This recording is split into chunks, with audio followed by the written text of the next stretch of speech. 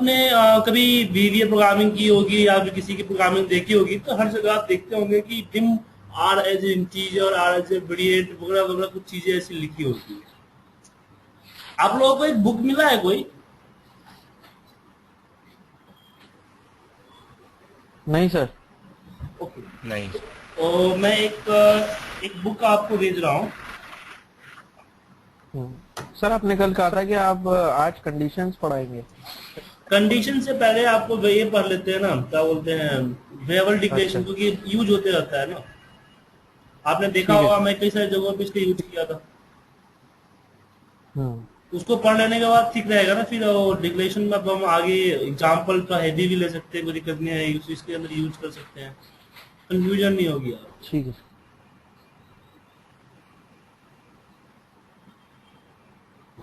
एक मिनट दे दीजिए, मैं आपको एक बुक देता हूँ।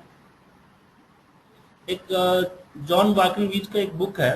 वो बुक बहुत ही अच्छी बुक है, एक्सेल इसकी वीवीए की। मैं आपको देना चाहूंगा वो।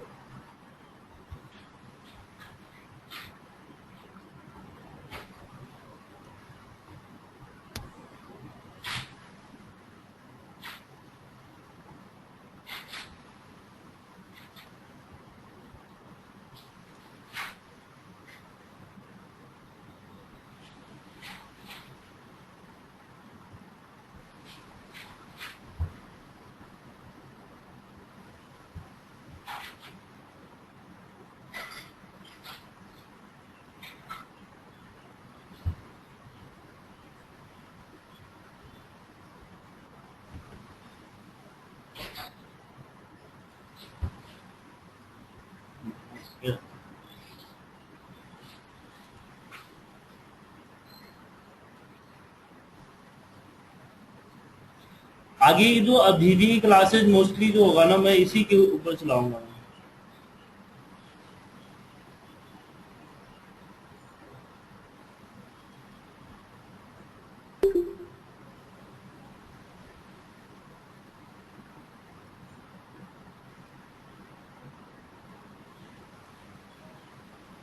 आप लोगों की चैटिंग पे मैंने वो लिंक भेज दिया है,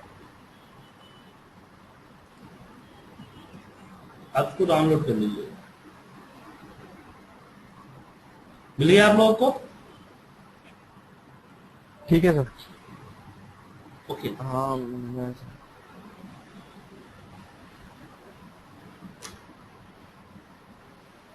चलिए आगे बढ़ते हैं।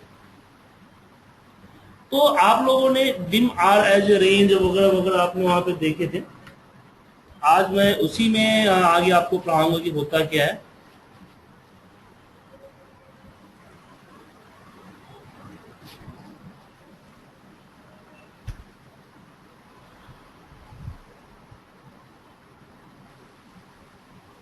मैं डेवलपर टैब ले आता हूँ, नहीं है डिसेबल था।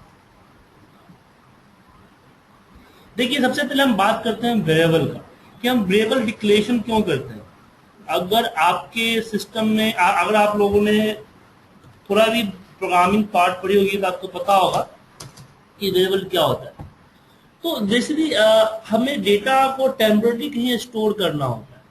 हमारा जो हम जब वीवीए प्रोग्रामिंग करते हैं तो हमें कहीं डेटा स्टोर करना होता है। जैसे कि मान लीजिए कि फंक्शन यूज करते हैं, मुझे 10+20 लिखने हैं, तो किसी किसी ना किसी सेल पे मैं 10+20 स्टोर कर रहा हूँ, V3 पे स्टोर हो रहा है। ऐसे अगर वीवीए में इस तरह की प्रोग्रामिंग करनी हुई 10+20, तो ये रिजल्ट जाएगा कहाँ पे?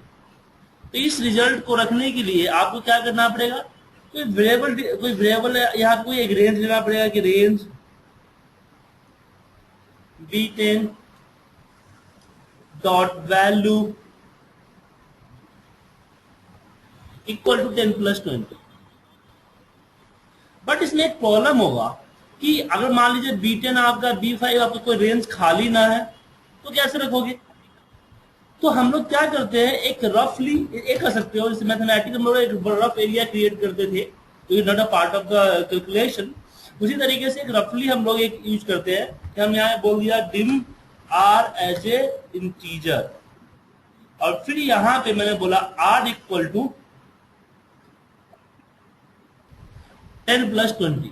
जहां पे मुझे 30 का यूज करना है, जहां पे मुझे इसका 30 का मान चाहिए, वहां पे हम जस्ट आर यूज कर लेंगे।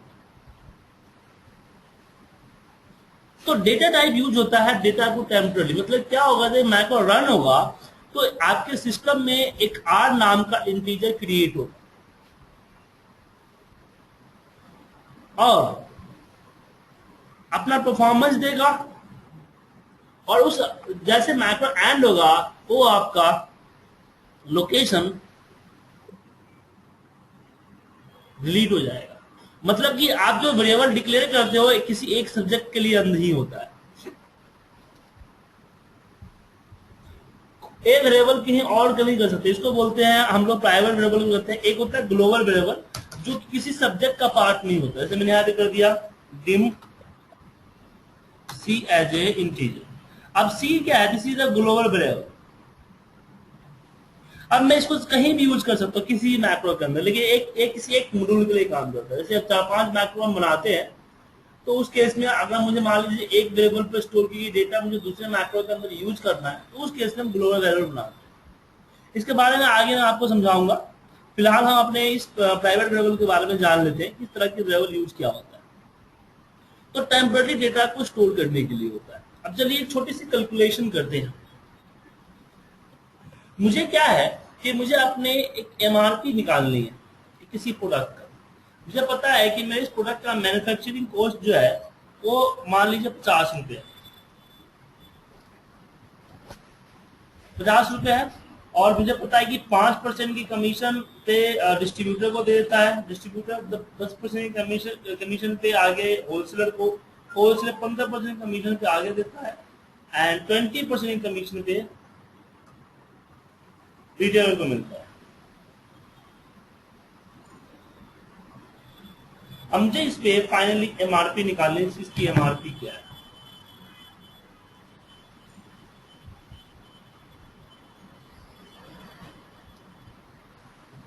तो इसके लिए हम यहाँ पे डायरेक्टली तो यूज नहीं कर सकते, इसलिए एक वेरिएबल ब्रेक करेंगे। हम कहते हैं dim R as a integer, जो नहीं कि आर ही लिखे, हम यहाँ पे नाम कुछ भी लिख सकते हैं। यहाँ पे लिख देता हूँ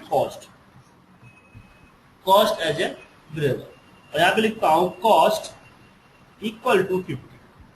हमने यहाँ पे वेरिएबल डिक्लेयर किया और यहाँ पे उस वेरिएबल को वैल्यू स्टोर कर दिया। मतलब कि अब कॉस्ट की मान क्या होगा, वो आपका 50 होगा।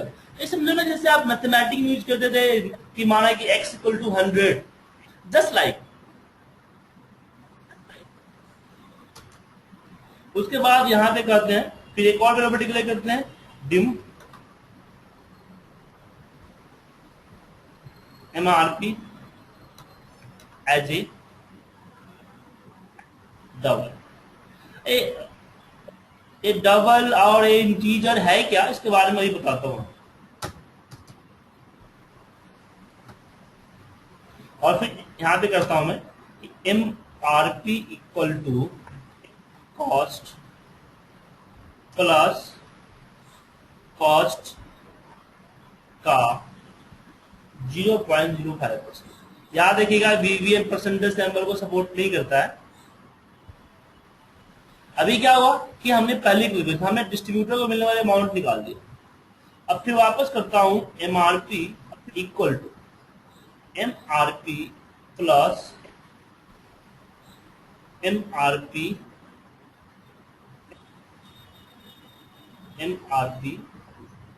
का 0.10।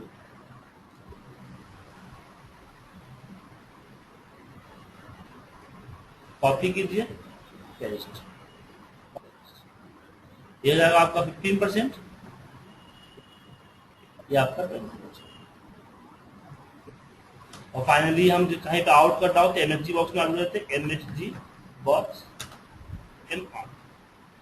अब देखिए हमने यहाँ पे कैलकुलेशन किया और यहाँ पे हमने वापस इसको असाइन कर दिया, पता चल गया।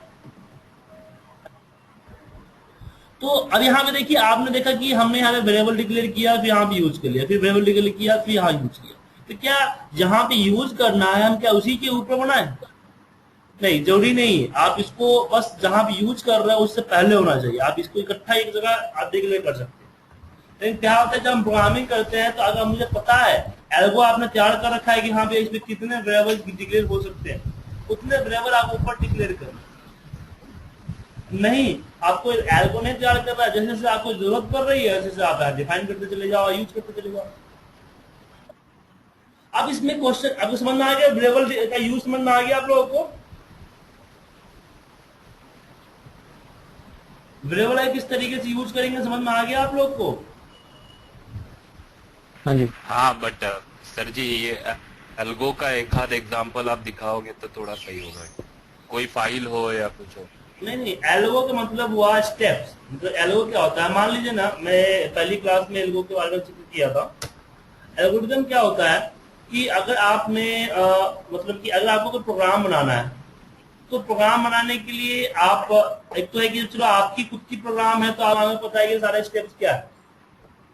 लेकिन मान लीजिए कि मैंने बोला कि मुझे फलाने काम के लिए एक फाइल बना दो, तो आपको तो पता नहीं कि स्टेप्स क्या है। तो मैं और एक एक स्टेप आपको बताऊंगा और एक एक स्टेप आप लिखोगे इस तरीके से कि start, open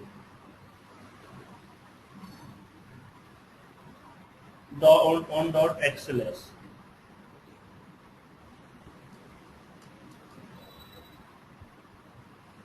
xls। It may be on soft copy also, it is okay. हाँ, कि ये हार्ड कॉपी पे इट्स लाइक अ डायग्राम हमें बनाना है वो तो पैटर्न आप पे हार्ड को भी बना सकते हो और मैं तो हार्ड को भी बनाने के लिए ही सलाह देता हूँ। आप कोई भी प्रोग्राम अगर लिखते हो तो उसकी हार्ड को भी मेंटेन किया करो, कोई भी प्रोग्राम। जैसे कि अमित जी को कल प्रॉब्लम हुई थी तो मैंने आपको सोल्यूशन दे दिया। अब जरूरी था कोई याद ही रहेगा, आपको भूल भी तो सकते हो। जरूरी नहीं कि आपको हर समय मेल आपके साथ रहेगा। तो उस केस में हम यहाँ यूज करते हैं। तो आपके पास अगर एक डायरी वगैरह अगर आप मेंटेन करके रखते हो तो आपके लिए बेनिफिट रहेगा।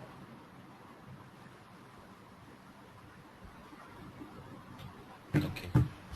ठीक है। अब बारी आती है कि एल्गो इसमें कि dim R as integer double क्या है, हम क्यों टाइप करते हैं और कैसे डिफाइन करें कि यहाँ पे क्या टाइप करना है। तो जो बुक का लिंक मैंने आपको भेजा है जॉन वाकन रिच का, उसके पेज नंबर 199 पे आप जाएंगे तो आपको मिलेगा। एक सेकंड रुकिएगा।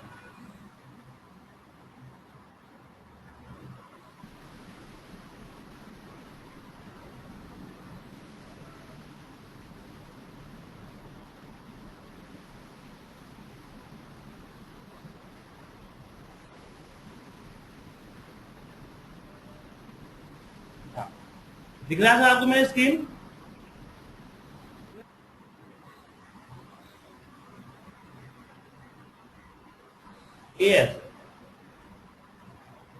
ये आपका पेज नंबर 199 पे यहाँ पे दिखाया गया है VBA built in data type.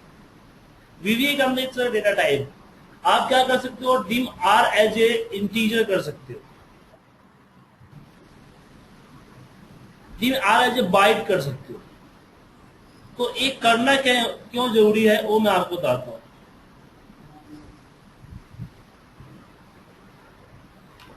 यहाँ देखिए, अगर आपने यहाँ पे बाइट लिया तो बाइट आगे आपने कहा dim R as a byte, तो आर इक्वल टू आप 0 से लेके 255 तक की वैल्यू ही स्टोर कर सकते हो। और आपने इंटीजर लिया तो आपको -32,000 से 37,000 तक स्टोर कर सकते हो आप।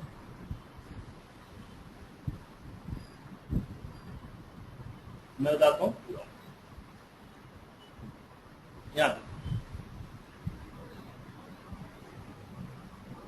बाइट आपने यूज किया तो बाइट में आप माइनस यहाँ पे माइनस में फिगर नहीं ले सकते, डेश में नहीं ले सकते। अगर आपने यहाँ लिखा डिम, आपने वीवीए में लिखा dim R as a bite.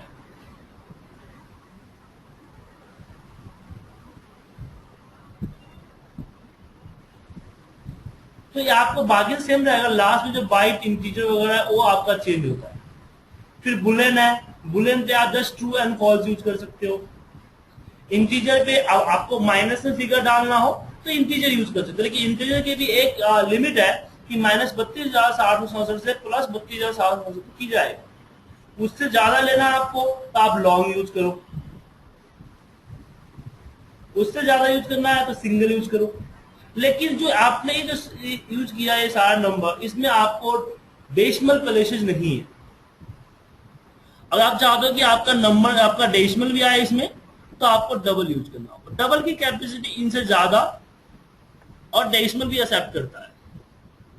अब क्वेश्चन ये उठता है कि जब डबल सबसे ज्यादा है और डेसिमल भी एक्सेप्ट करता है, तो फिर मैं बाकी सिंगल विंगल क्यों यूज करूं, हम डायरेक्टली डबल यूज करें।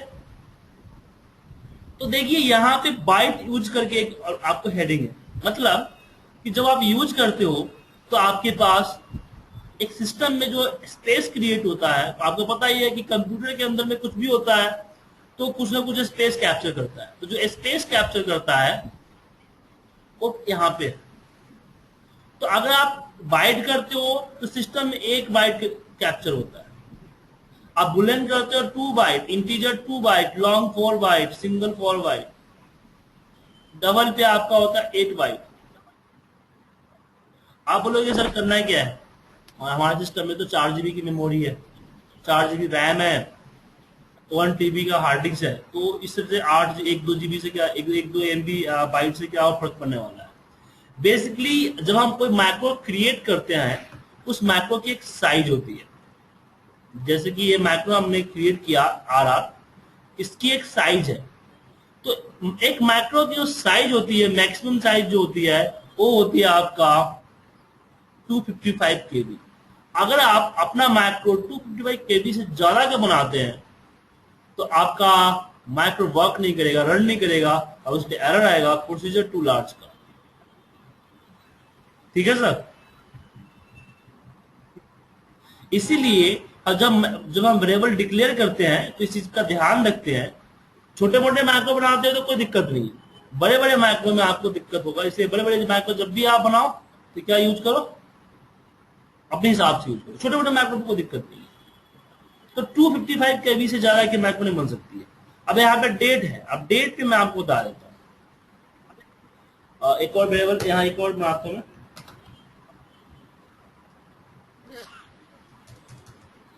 यहाँ भी जब बड़े बड़े मैक्रो क्रिएट करते हो तो मैक्रो का स्प्लिट कर लिया करो, फिर बाद में कॉल किया।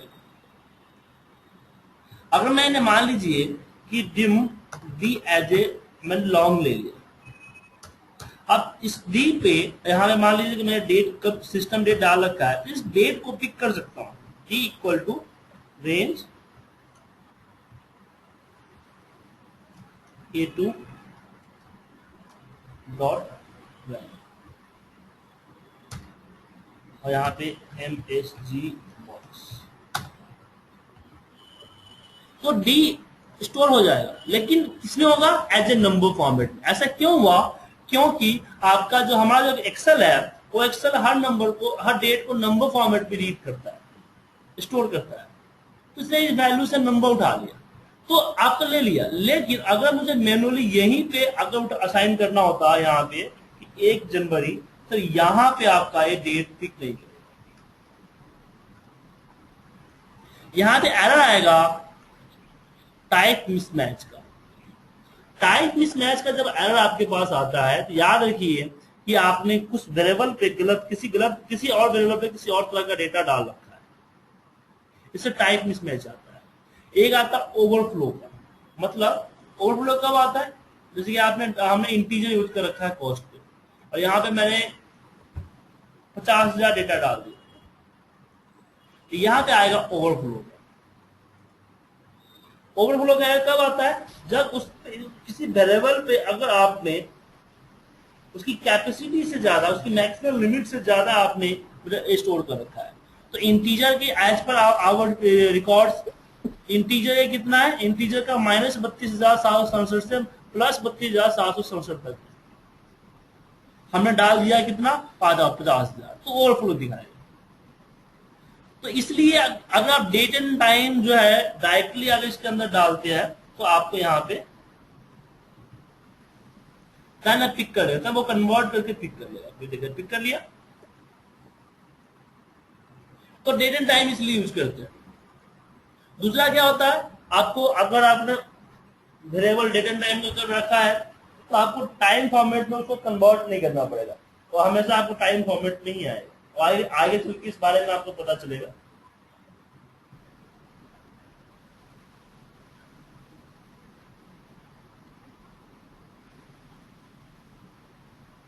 उसके बाद यहाँ देखिए ऑब्जेक्ट के बारे में आपको बाद में पढ़ाऊंगा, जैसे कि रेंज वगैरह ऑब्जेक्ट ही है, लेकिन इसके बारे में आगे पढ़ाऊंगा। जो आपको अदर एप्लीकेशन हैंडलिंग होगा उसमें सारे ऑब्जेक्ट के जरिए ही होगा। स्ट्रिंग, अब स्ट्रिंग क्या होता है, ऐसा आप जैसे हम स्ट्रिंग की बात करते हैं तो बहुत सारे लोग ये बात बोलते हैं कि स्ट्रिंग इट मींस कैरेक्टर, लेकिन सही मायने में इसका डेफिनेशन होता है कि हम मतलब कि जो डेटा डाले, वो डेटा जिस डेटा में मैथमेटिकल कैलकुलेशन ना हो वो हमारा स्ट्रिंग कहलाता है। अगर आपने नंबर फॉर्म में स्ट्रिंग पे नंबर भी स्टोर कर सकते हो, नंबर तो कैरेक्टर नहीं है, पर नंबर भी स्टोर हुआ है एज ए कैरेक्टर फॉर्मेट में। अगर आपने स्ट्रिंग यूज कर लिया तो किसी भी तरह का मैथमेटिकल कैलकुलेशन आप नहीं कर सकते। और स्ट्रिंग की साइज डिपेंड करती है आपकी, मिनिमम 10 बाइट तो लेती ही लेती है, लेकिन डिपेंड करता है उसके नंबर ऑफ कैरेक्टर। और इसकी लिमिट भी देखिए क्या है, 2 बिलियन कैरेक्टर है। वेरिएंट, अगर आपको इसमें से कुछ समझ में ना आए तो आप वेरिएंट यूज कर सकते हो, और वेरिएंट यूज करने की जरूरत ही नहीं, आपको लिखने की जरूरत नहीं है, आप डायरेक्ट यूज करोगे वेरिएंट ही होता है। जैसे कि मान लीजिए कि मैंने यहाँ पे डाल दिया E इक्वल टू डेट। अब डेट का हमने फॉर्मूला डाला हुआ है यहाँ पे, क्या किया, ई पे डेट स्टोर कर दिया।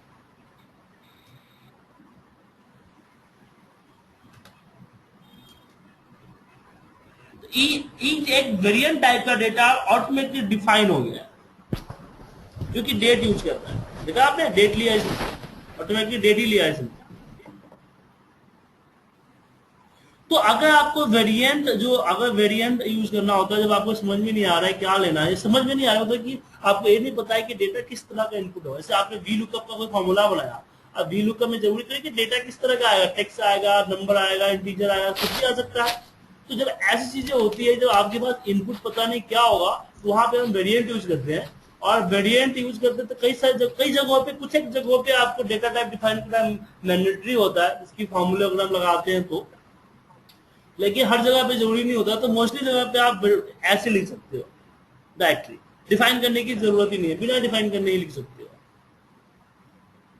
ठीक है सर। तो डेटा टाइप में कोई कंफ्यूजन है आपको? नहीं सर, वैसे तो। अमित जी आपको? सर ये जो, हाँ सर, जो ये मॉड्यूल आप क्रिएट करते हैं जिसमें कोड लिखते हैं, यहाँ पर ऊपर जो है कई बार ऑप्शन एक्सप्लिसिट आता है। ऑप्शन एक्सप्लिसिट आता है, क्या बोलते हैं उसको, ग्लोबल अवेलेबिलिटी क्लियर करने के लिए। तो लिखना जरूरी नहीं, तो जब भी ओपन, उसको लिखना जरूरी नहीं होता। मैं जब भी ओपन करता हूँ मेरी स्क्रीन पे वो लिखा आता है, तो मैं उसे हटा भी सकता हूँ मैनुअली? हाँ, हटा भी सकते हो,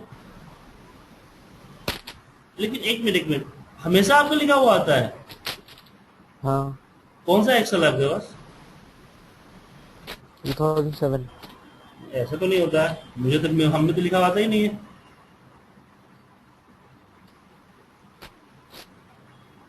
है नहीं, कभी नहीं आया मेरे पास। लेकिन मैं जब भी ओपन करता हूँ एक्सेल में, MS एक्सेस में होता है तो नहीं सर, एक्सेल में आता है। एक्सेल में ही तो, मतलब जब भी, इसीलिए मैं जब भी वेरिएबल लिखता हूँ ना, जैसे आप इसमें कई बार बताते हैं कि जैसे पब्लिक के अंदर या कुछ है तो उसमें हमें लिखने की जरूरत नहीं पड़ती, लेकिन मैं जब भी करता हूँ वो वेरिएबल मांगता ही मांगता है।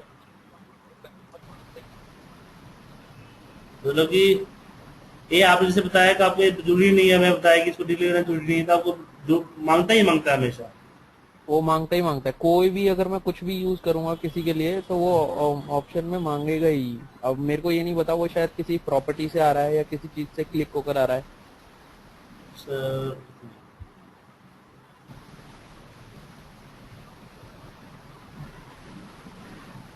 नहीं, लग रहा है आपके एक्सेल की सेटिंग में प्रॉब्लम है, या फिर आपका एक्सेल का जो वर्जन है वो अलग वर्जन है, तो हो सकता है रिलीज अलग होगा। मैं तो इंटरप्राइजेज यूज करता हूँ। अच्छा, लेकिन हम डालते कब है, जब हमें ग्लोबल लेवल डिक्लेयर करना होता है तब। जब सी हमने यहाँ ले लिया तो मैं सी को इसमें भी यूज कर सकता हूँ। मैं यहाँ पे लिखा सी इक्वल टू 100। अब यहाँ अगर मैं करता हूँ कि प्लस सी, क्या होगा, 100 स्टोर होगा। लेकिन उसके लिए इस माइक्रो का पहले रन होगा, पहले माइक्रो होगा। तो ग्लोबल लेवल का मतलब ये होता है कि आप एक ही वेरिएबल को 2-3 माइक्रो में यूज कर सकते हैं। ठीक है।